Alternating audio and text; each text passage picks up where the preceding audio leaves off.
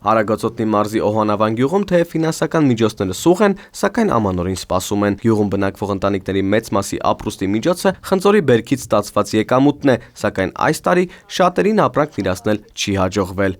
Ամբողջ հանրապետությունում մենք ունենք խնձորի այգիներ, որի եւ ասում ենք Գերջանգայշադակ Կարեն Սերոբիչի Դեմիրճյանի այգիներ ենք ասում։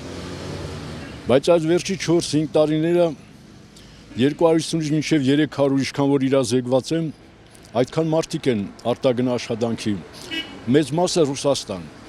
Էլ չեմ ասում հարկերը, վարկերը, տուրքերը ուղղակի գազի, հոսանքի, խեղդում բառից իսկական իմաստով։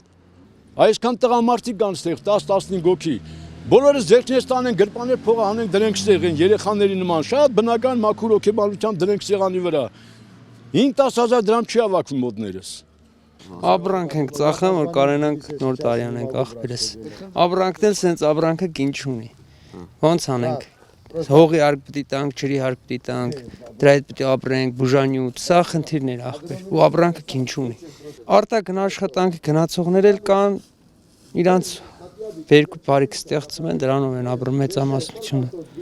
Ու շատ դժվար է ռեալիզացնել ապրանքը ու կին չունի։ Խնձոր ենք մշակում, այն էլ տարին անձրևա գալիս, ցուրտահարություն անում, կարկուտա գալիս, բերք չենք ունենում, ընդհանրապես 7 շունչ ենք, զինվոր ունենք, նշանլու երեխա ունենք, չենք կարող ոչ մի բան անենք։